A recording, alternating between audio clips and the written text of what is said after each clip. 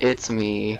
It's Nightshade. And today I'm going to be playing the Stanley Parable. I just got this, and I don't know how this necessarily is going This is the to story work. of a man named Stanley. Okay. Stanley worked for a company in a big building where he was employee number 427. Employee number 427's job was simple. He sat at his desk in room 427 and he pushed buttons on a keyboard. Wow. Orders came to him through a monitor on his desk, telling him what buttons to push, how long to push them, and in what order. This is what employee 427 did every day of every month of every year. And although others might have considered it soul-rending, Stanley relished every moment that the orders came in. Wow. Though he had been made exactly for this job. Wow. Stanley was happy. Wow. That's And then such one an day, interesting... something very peculiar happened. Something that would forever change Stanley. Something he would never quite forget. He had been at his desk for nearly an hour when he realized that not one single order had arrived on the monitor for him to follow. Oh no. No one had showed up to give him instructions, call a meeting, or even say hi. Never in all his years at the company had this happened. This complete isolation. Oh no. Something was very clearly wrong. Shocked, frozen solid, Stanley found himself unable to move for the longest time. But as he came to his wits and regained his senses, he got up from his desk and stepped out of his office. Okay, so I've heard a little bit about this game. All of his co-workers were gone. Oh, please. Are you really just doing this for the achievement? Yeah. Click the door 5 times. Is that all that you think an achievement is worth? No. I can't just give these merits away for such little effort. A measly 5 clicks. Now suppose you were to click the door 20 times. I would say that's the kind of effort that warrants recognition. I have to say I'm still not feeling the satisfaction of witnessing true effort for a noble cause.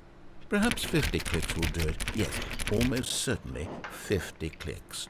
Well, I'm sorry, Mr. Narrator, but I'm the Spam Lord.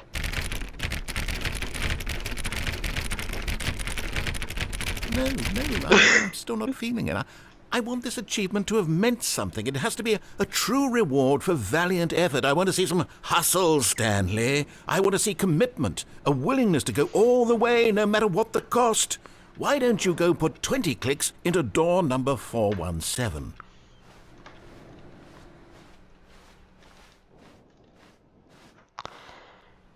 Where's number 417? I see 456. Reminds me of something.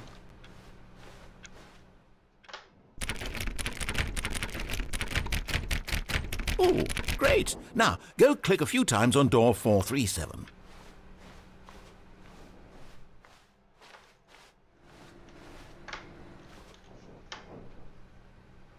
Excellent. I think we're getting somewhere. Now, door 415. Let's give it 10 clicks or so.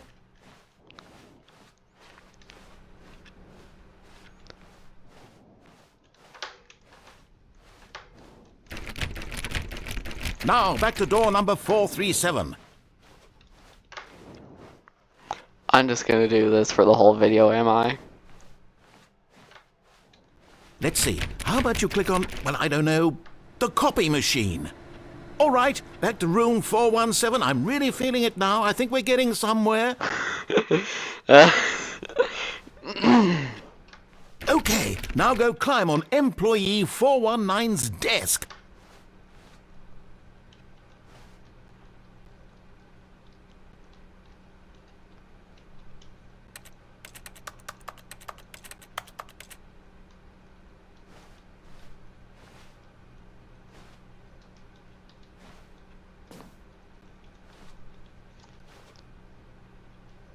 Let me on the desk.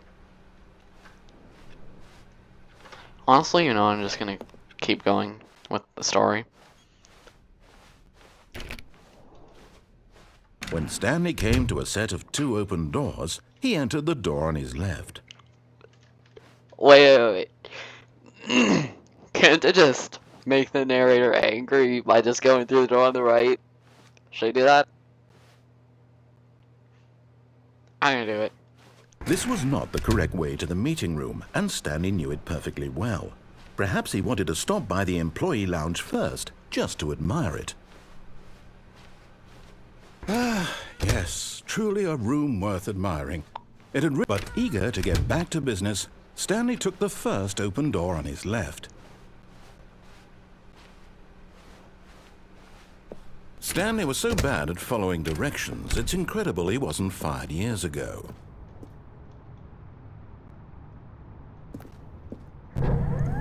Look, Stanley, I think perhaps we've gotten off on the wrong foot here. I'm not your enemy, really, I'm not. I realize that investing your trust in someone else can be difficult, but the fact is that the story has been about nothing but you all this time. There's someone you've been neglecting, Stanley. Someone you've forgotten about. Please, stop trying to make every decision by yourself. Now, I'm not asking for me, I'm asking for... This is it, Stanley. Your chance to redeem yourself. To put your work aside. To let her back into your life. She's been waiting.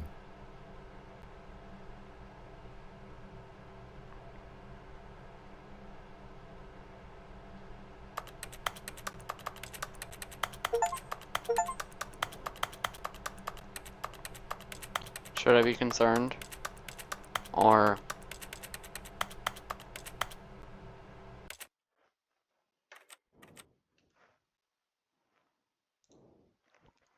I'm gonna begin the game again. All of his co-workers were gone. What could it mean? Stanley decided to go to the meeting room. Perhaps he had simply missed a memo. Okay, this time, I'm actually going to go through the door on the set of left. 2 open doors. He entered the door on his left.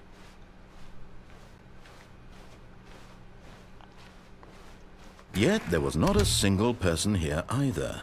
Feeling a wave of disbelief, Stanley decided to go up to... Stanley stepped into the broom closet, but there was nothing here, so he turned around and got back on track. I'm just gonna stand here. There was nothing here. No choice to make, no path to follow, just an empty broom closet. No reason to still be here. I keep saying it though.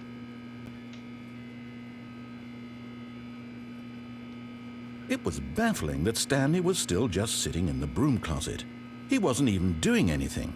At least if there was something to interact with, he'd be justified in some way. As it is, he's literally just standing there doing sweet FA. Whoa, whoa, whoa, whoa, whoa, whoa. Hold on. What does that mean? I mean, I don't think it means something good, but still. Are you really still in the broom closet? Yeah. Standing around doing nothing? Yeah. Why? Just because. Please offer me some explanation here. I'm genuinely confused. Because it's fun to watch you suffer, narrator. You do realize there's no choice or anything in here, right? If I'd said Stanley walked past the broom closet, at least you would have had a reason for exploring it to find out. But it didn't even occur to me because literally this closet is of absolutely no significance to the story whatsoever. I never would have thought to mention it. Yeah, but it's fun to mess with you.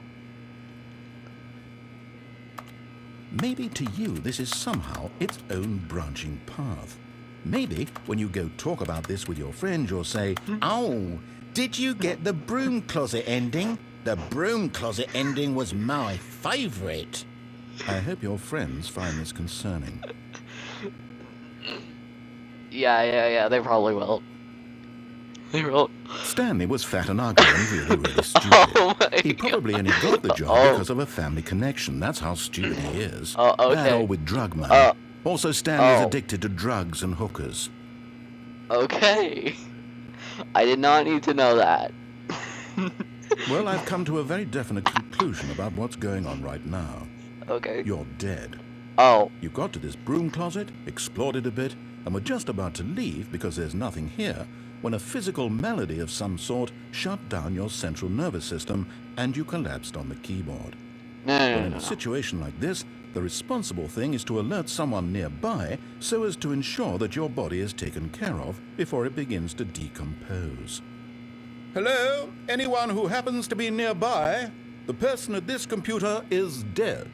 They have fallen prey to any number of your countless human physiological vulnerabilities. It's indicative of the long-term sustainability of your species. Please remove their corpse from the area and instruct another human to take their place, making sure they understand basic first-person video game mechanics and filling them in on the history of narrative tropes in video gaming, so that the irony and insightful commentary of this game is not lost on them. All right.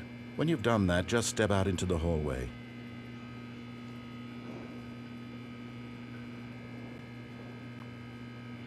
Any more dialogue?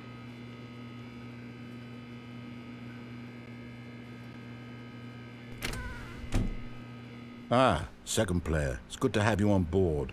I guarantee you can't do any worse than the person who came before you. Yes, I can. You too? Unbelievable.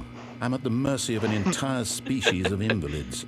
Perhaps there's a monkey nearby you can hand the controls to. A fish? Fungus? Look, you can hammer out the details. I'm not particularly picky. I'll just be waiting for when you're ready to pick up the story again.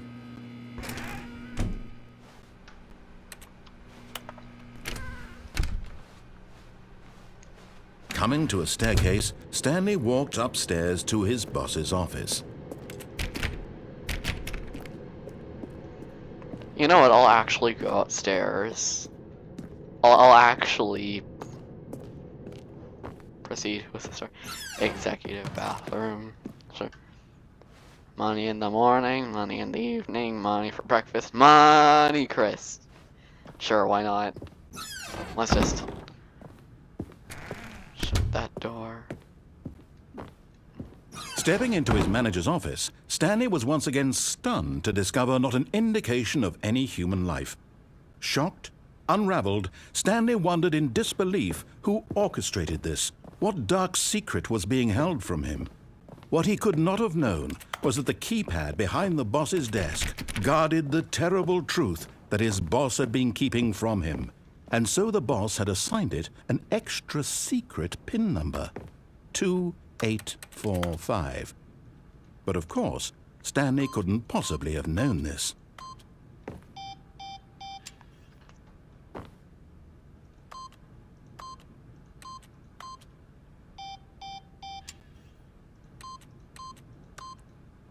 Stanley just sat around twiddling his thumbs. Trying to input anything on the device was useless, since he could never possibly know that the combination was 2845. I'm literally just gonna stand here. 2845.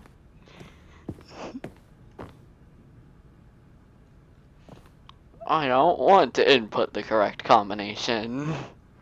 You can't make me, narrator. And this sign can't stop. Wait, no.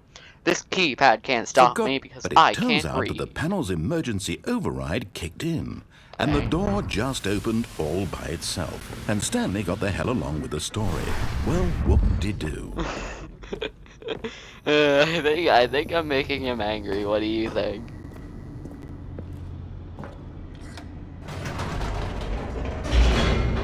Anyways, that is going to be it for this episode of the Stanley Parable. I hope you guys liked it. Descending deeper into the building, Stanley realized he felt a bit peculiar.